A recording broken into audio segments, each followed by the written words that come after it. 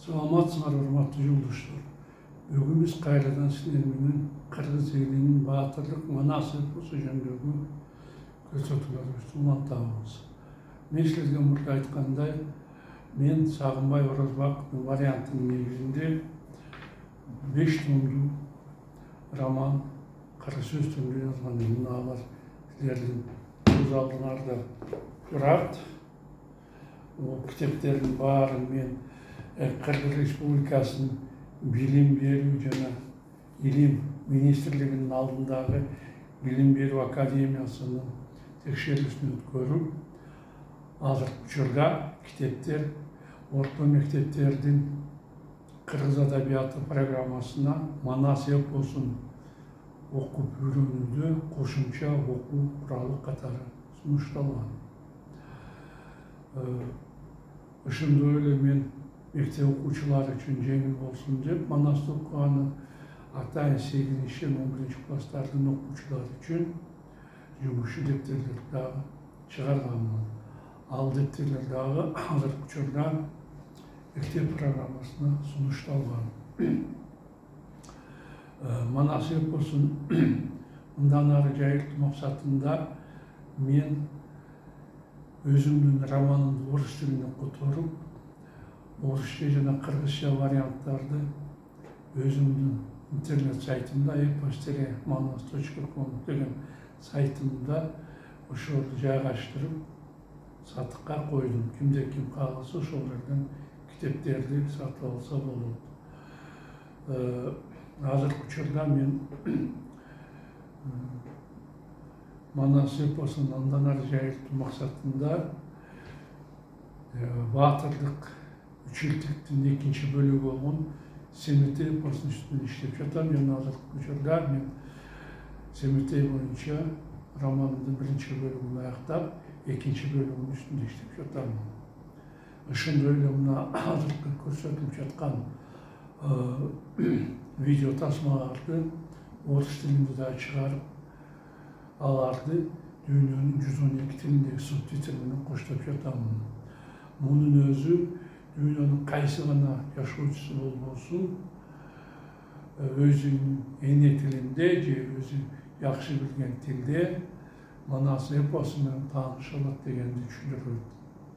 Ошондуктан мен силерден суранат элем, бул жөнүндө алыскы жана жакынкы чет мамлекеттерде жашап жаткан өзүңөрдүн тууган уруктарыңарга, досторуңарга, тааныш билиштериңерге маалымат берип койсоңор, манас эпосун жайылтууга чуң өбөлгө түзгөн болот. Мына мен эпос жөнүндө кыскача айтайын дегеним ушул. Эми уруксат берсеңер, мен өзүмдүн романымды окуумду танытсам.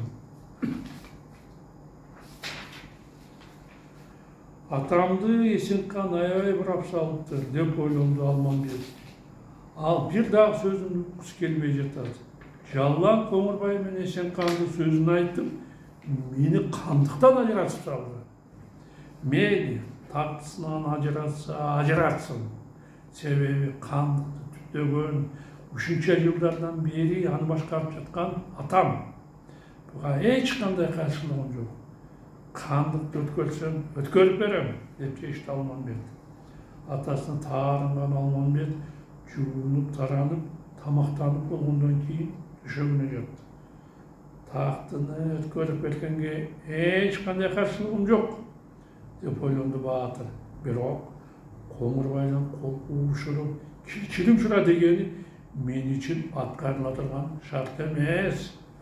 Эч кандай күнөөм жок болсо, кантип ушул доңуздун алдына барып кечирим сурайм? Кантип ага жоокөр болуп жүрөм? Жок, эч качан.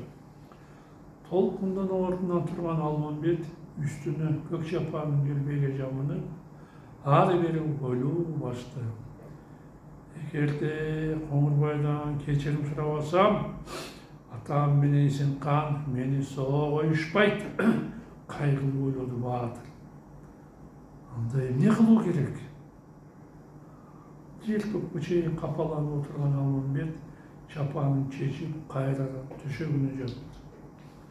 Abiyerimdi tökböstön, namusumdu bulgabastan, bul жерден кетейин, башка элди издейин. Эсенкандын кызы Бургучанын айткан кылайын. Мени батыра турган, баш калкпай турган элди табайын деп чечкен баатыр тоонуп, уйкусуз түндү өткөрдү. Таң саргарып атканда Алмамбет ордунан туруп, бети башын чайкады.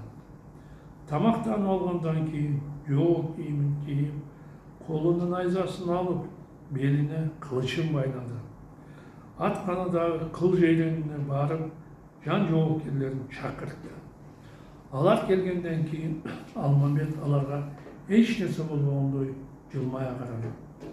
Жигиттер, деди баатыр, аябай аякты топтогонума таң алып жатасыңарбы? Силерди чакырганымдын себеби үйдө жатып, жерип кетсеңер керек.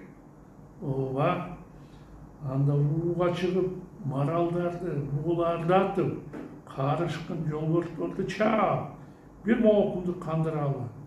Буга макулсыңарбы? Макулбуз деп кубанычы жооп беришти жоокерлер.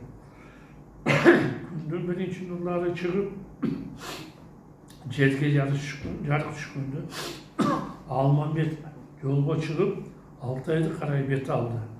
Баатыр улам арттын карап, үйүнө туулуп өскөн, киндик каны тамган жерге экинчи жолу кайрылып келбесин сезип, ичи өрт менен жалын болуп жатты. Алмамбет жигиттери менен бир топ жүрүп, бир түзүмсөөнү ашып түшкөндөн кийин капсынын алдынан бир атчан аял чаап келе жатканын байкады.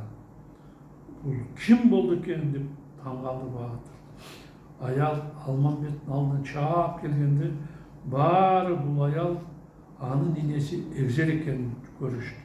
Апа, деди чөчүп кеткен Алмамбет. Бул жерде жалгыз эмне кылып жүрөсүң? Колону ыйлап жиберди апасы. Уядан жалгыз элем.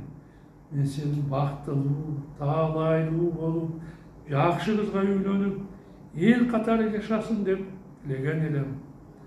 Аялымдын колунан чай ичип, неберелеримди ойнотуп жүрөм деп үмсеген элем. Бирок максаттарыма жетпей калдым. Сен Эсенкандын каарына калдың. Ооба, апа, оор улуттун Алмамбет. Өзү тийишкен Коңурбайдын сазайын бергенден кийин ал мени Эсенканга аябай жамандап салды. Атам алардын сөзүнө ишенип, тактыдан ажыратып, мени бул жерден кеткенге аргасыз кылды. Билемин балам, мен канчалык жалынып, жалбарып, атаңдан сени кечирүүсүн сурасам, макул болбой койду. Сени өлтүрүү жөнүндө Эсенканага катуу буйрук бериптир. Мен Эсенканга эч кандай жамандык кылган жокмун. Билем, балам, Коңурбай Эсенкан үчүн шылтоо болуп калды. Балам, ал кадыр баркын өсүп, эл сени урматтап жатканына житардык кылды. Эсенкан сени келечекте бүт элди өзүнө каратып алып, тагымды тартып алат деп кызганып жүргөн эле. Эми болсо сенден кутулууга мүмкүнчүлүк түзүлдү. Ошондуктан ал сени өлтүргөнгө буйрук берди. Мен муну түшүндүм, деп оор улуттун Алмамбет. Эми эмне кылмак элем? Мен бул жерден качпасам болбой калды. Уулум, балким сен намыс калдырбай, атаңдын айтканын кылып, Коңурбайдын алдына барганың оң болбосун. Андан кечирим сурап, жанында нөөкөр болуп тур. Кийин жарым жыл өтүп, атамдын ачуусу тараганда үйгө кайтып келет белем.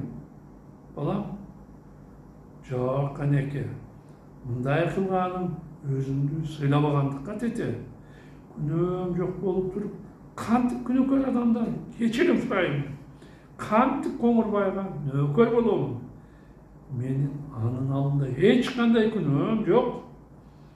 Кечирим сурап алсаң, Эсенкан сени өлтүртүп таштайт.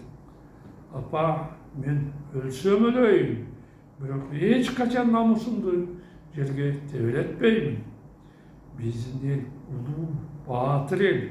Апа, эч качан бирөөгө башын ийип, моюн сунбаган калкпыз. Коркоктук кылып, башымды Коңурбайга ие турган болсом, мени ата бабамдын арбагы уруп кетпейби? Оюңду түшүндүм, балам, деди. Ушундай сөздөрдү айтып жатканыңа бир чети сыймыктансам, бир чети капа болуп турам. Апа, эмнеге капа болуп жатасыз? Капа болгонумдун себеби, ушул бойдон кетсем, сени кайра көрөмбү, жокпу? Мен үчүн бул арсар күнү. Ошондуктан 60 тамырым зыркырап, жаным сыздап жатат. Ал эми сыймыктангандын себеби, сени дайыма намустуу, абийирлүү бол, эли жериң үчүн кызмат кыл деп үйрөтүп келген элем. Ошол сөздөрүм текке кетпей, абийирлүү жигит болгонуңа, ата бабаларыңдын намысын түшүрбөгөнүңө аябай кубанып жатам. Балам, бапа, сени менен түбөлүккө коштошуп жаткандыгыма менин да ичим ачышып жатат. Ошондуктан жүрөгүбүздү көп өзбөй, тез бул жерден кетип, жолумду улантайын. Апа, тирүү болсом, бир кабарымды билгиземин. Эгерде курман болсом, ак сүтүмдү кечкир. Эндикке ак жол сага, балам. Элибиз сага эми эл болбой тургандыгын түшүнүп жатам. Бул жер сага жер болбойт. Анын үстүнө артыңдан Эсенкандын тыңчылары аңдып жүрүшөт. Алар ыңгайын таап, сени өлтүрүүгө буйрук алышкан. Бул жерден тез кетип калгын, балам. Ак жол сага, деп ыйлап жиберген эне ак батасын берип, Алмамбетти жолго салды. Эгзер айткандай, Алмамбеттин артынан кечилдер аңдып жүргөн эле. Алар Алмамбеттин 1000 аскер менен шаардан чыгып кеткенин билишип, дароо Эсенканга кабар жеткиришти. Муну уккандан кийин кандын аябай чуусу келип, кызматчыларына буйруп, жанына Коңурбайды, Нескараны, Жолойду жана башка баатырларды чакырып, катуу буйрду. Баатырларым, Коңурбайдын айткан сөзү чын чыгып, Алмамбеттин бизге душмандыгы билинди. Ал баш ийип бергендин ордуна жоокерлерин алып, тымызын Алтай тарапка жолго чыгыптыр. Анын душмандарыбыз болгон казактарга, Жеманас баатырга кошулайын деген ниети бар экен. Желер аз аскерлериңерди алып жолго чыктылар. Алмамбеттин Манаска кошулушуна жол бербегиле. Жарайт, каным, даярдык менен жооп берди. Ичинде кеги калган Коңурбай. Биз жеткен жерибизде Алмамбетти өлтүрүп, анын башын сага алып келебиз. Жок, Алмамбетти өлтүрбөгүлө. Аны тирүү кармап, жаным алып келгиле. Мындай чыккынчыны кыйнаганга уруксат беремин. Бирок өлтүргөнгө тыюу саламын. Эсиңерде болсун. Аны колдон чыгарып, кармай албай турган болсоңор, ал кыргыздарды баштап 5-6 жылдан кийин ушул жерге Бейжиңге келет, деп катуу эскертти Эсенкан. Муну уккандан кийин Коңурбай жана башка баатырлардын иши чыгып, аскерлерин алышып, Алмамбеттин артынан чаап жөнөштү. Тынбастан жүргөн куугунчулар Алмамбетке жетип барышып, анын аскерлерин камалашты. Нескаранын колу бетинен, Коңурбайдын колу артынан, Жолойдун колу оң тараптан келген Алмамбет толук курчоодо калды. Эми эмне кылсам экен деп ойлонду баатыр. Булардын айткандарымды уга тургандай түрү жок. Бирок Кытайлардын менен кантип чабышмак элем. Алмамбет душмандардын ниетин билүү үчүн алар менен сүйлөшкөнгө бел байлап, аты менен алдыга чаап чыгып, Коңурбайга кыйкырды. Эмне себептен жолумду тосуп жатасыңар? Мен аңгулаганы чыктым. Жолумду башкаткыла. Муну укканда куугунчулар жер жаңырыкта каткырып күлүштү. Ой, келесо, деп кыйкырды Коңурбай. Бул жомогуңду үйүңдөгү энеңе, емчектегі балдарға айтқын, бірақ бізді алдағанға әрекет қылбағын. Сен уға шықпастан Манасқа қосылғаны Алтайға кетіп баратасың.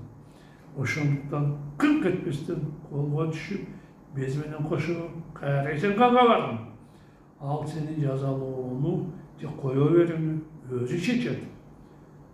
Мен бұл бұйрыққа баш үйбесім, эмне болады? Деп қиқырлы жүрегі шу дей шыққан Алмамбет.